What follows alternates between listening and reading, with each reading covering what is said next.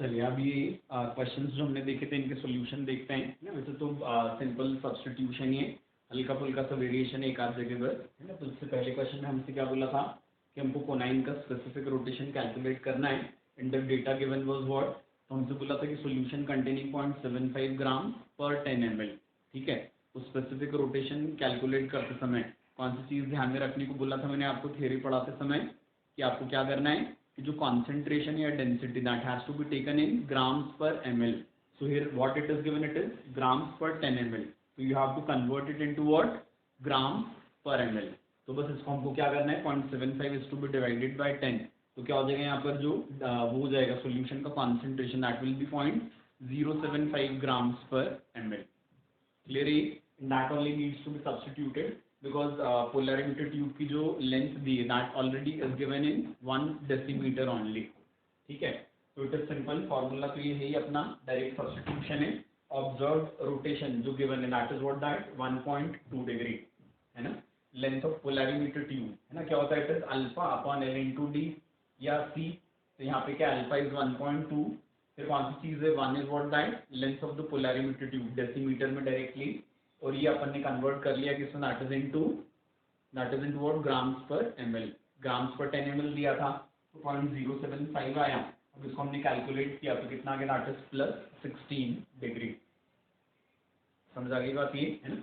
तो simple substitution है, बस एक कन्वर्जन हमको करना है कि जो हमको क्या दिया, इट इज 0.75 ग्राम्स पर 10 ml दिया है, that is to be converted into grams per ml. So this is to be divided by what, that 10. Clearly उसके बाद it is simple substitution in the formula. Clearly तो specific rotation जो हो गया ये कितना आ गया, इट इज +16 डिग्री। क्लियरली अब सेकंड क्वेश्चन जो हमसे बोला है वो कौन सा बोला है कि what is the observed rotation of the enantiomer of coniine. तो कोनाइन का जो एनेंशियोमर होता है तो हम क्या बोलेंगे कि एक का ऑब्जर्व्ड एक का रोटेशन यदि कितना है प्लस में है तो दूसरे का उतना ही रहेगा विद द माइनस साइन। समझ आ गई बात ये ना। तो दूसरे का कॉन्सेंट्रेशन भी हम, दूसरे का भी क्या रहेगा, जो रोटेशन रहेगा that is going to be the same with the opposite sign only, है ना, एनेंशियोमर का। क्लियर है अच्छे से ना, एनेंशियोमर टर्म क्लियर हो चुका है अपना। अब इसके बाद फिर अगला क्वेश्चन है ना, तो this again is related to coniine only.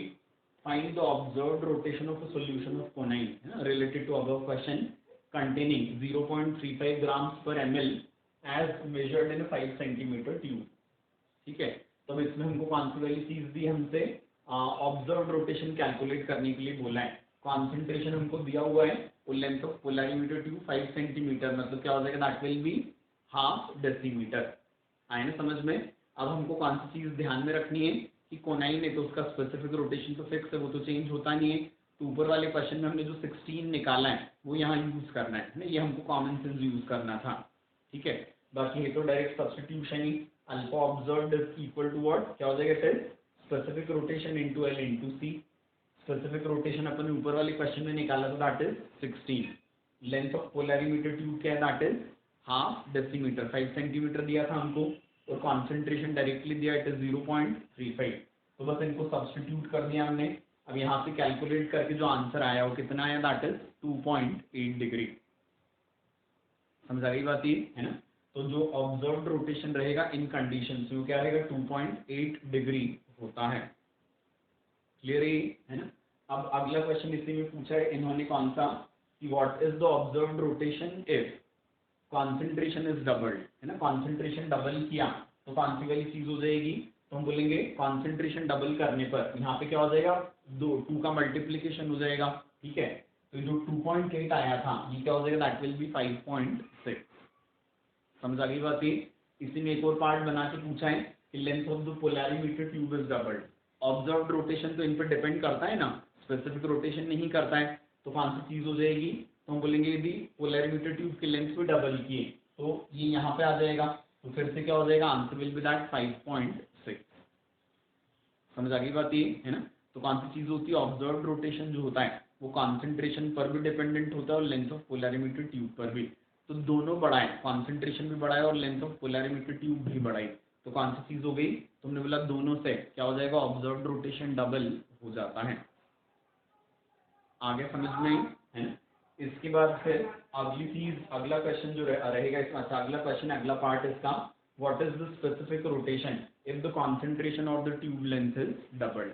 तो इसके लिए अपन कौन सी चीज बोलेंगे कि स्पेसिफिक रोटेशन को तो हमने डिफाइन ही इसके लिए किया था कि वो इन टर्म्स से इंडिपेंडेंट हो जाए।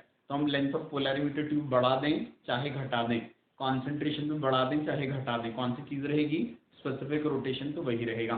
तो इसका आंसर क्या रहेगा, विल बी 16 ओनली। समझ आ गई बात ये। तो स्पेसिफिक रोटेशन पर कॉन्सेंट्रेशन का और किसका, लेंथ ऑफ पोलैरिमीटर ट्यूब का फर्क नहीं पड़ता। समझ आ गई बात ये। तो इसका आंसर क्या रहेगा, दैट इज 16 ओनली। क्लियर है अच्छे से, है ना। अब इसके बाद फिर अगली चीज हमसे पूछिए इसमें, नेक्स्ट वाला question, calculate the concentration of a solution of coniine, है ना, वो फिर से रिलेटेड है ना। कोनाइन के सॉल्यूशन का कॉन्सेंट्रेशन निकालना है with an observed rotation of +2 degree in 1 decimetre cube, है ना। तो बस ये भी सिंपल ये ना, कॉन्सेंट्रेशन जो होगा उसका फॉर्मूला क्या हो जाएगा, तो बोलेंगे इधर से जो स्पेसिफिक रोटेशन है कॉन्सेंट्रेशन की जगह आ जाएगा और कॉन्सेंट्रेशन इधर चला गया, तो it is alpha upon specific rotation into L. L क्या दिया था 1, स्पेसिफिक रोटेशन 16 है, और अल्फा कितना दिया है यहाँ के लिए हमको, दैट इज 2 डिग्री। तो इसको जब हम कैलकुलेट करेंगे तो कॉन्सेंट्रेशन कितना आ जाएगा, it is 0.125 grams per ml। समझ आ गई बात ये, है ना। तो इसको डायरेक्ट सब्स्टिट्यूट किया हमने, तो क्या आ जाएगा, आंसर इज 0.125। क्लियर है ये भी अच्छे से, है ना। अब इसके बाद नेक्स्ट वाला क्वेश्चन है, how can we decide whether an observed rotation of a solution of an optically active compound is +170 degree and not actually -190 degree, है ना। तो एकदम सिंपल सा लॉजिक है कि हम कौन सी चीज कर देंगे कि पोलैरिमीटर ट्यूब में डालेंगे और क्या कर देंगे, हम कॉन्सेंट्रेशन हाफ कर देंगे, ठीक है, या पोलैरिमीटर ट्यूब की लेंथ हम हाफ कर देंगे, ठीक है। तो उससे क्या हो जाएगा, पोलैरिमीटर ट्यूब की लेंथ हाफ करने से या कॉन्सेंट्रेशन हाफ करने से क्या हो जाएगा, स्पेसिफिक रोटेशन हाफ हो जाएगा, ठीक है। तो यदि स्पेसिफिक रोटेशन या ऑब्जर्व्ड रोटेशन, तो क्या हो जाएगा यहाँ पर, इधर +70 दिया है तो कॉन्सेंट्रेशन हाफ करने पर यदि रोटेशन कितना आ जाए, 170 का हाफ, दैट इज +85, ठीक है। तो हम क्या बोलेंगे कि वो जो आइसोमर था उसका रोटेशन क्या था, दैट वाज प्लस, ठीक है। और यदि कौन सी वाली चीज है कि उसका कॉन्सेंट्रेशन हाफ किया हमने और जो ऑब्जर्व्ड रोटेशन था वो क्या हो जाएगा, 190 का हाफ हो जाए, तो 190 का हाफ कितना रहेगा, दैट इज -95, ठीक है। तो यदि हमने क्या किया, कॉन्सेंट्रेशन हाफ किया और रोटेशन कितना हो गया, -95 डिग्री हो गया, इसका मतलब क्या है कि उसका स्पेसिफिक रोटेशन +1 से, उसका जो ऑब्जर्व्ड रोटेशन है +170 नहीं होगा, वो क्या रहेगा, तो हम बोलेंगे that is going to be -190। आए ना समझ में। तो हम कौन सी चीज बोलते हैं कि ऑब्जर्व्ड रोटेशन की जो वैल्यू होती है वो तो क्या हो जाती है, कॉन्सेंट्रेशन या पोलैरिमीटर ट्यूब की लेंथ को कम करवाने पर चेंज हो जाती है, ठीक है।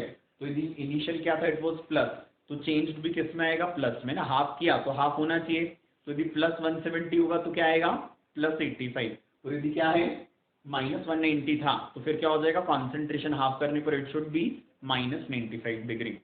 समझ आ गई बात ये। तो यदि +85 आता है तो हम इस बात को निश्चित मान लेंगे कि वो जो एनीशोमर था अपना वो किसका था, दैट वाज डेक्स्ट्रो रोटेटरी। समझ आ गई बात सारी ये, है ना। तो सिंपल बेसिक क्वेश्चन से डायरेक्ट सब्स्टिट्यूशन वाले एप्लीकेशन ही हमको सीखना था इनसे। क्लियर है अच्छे से।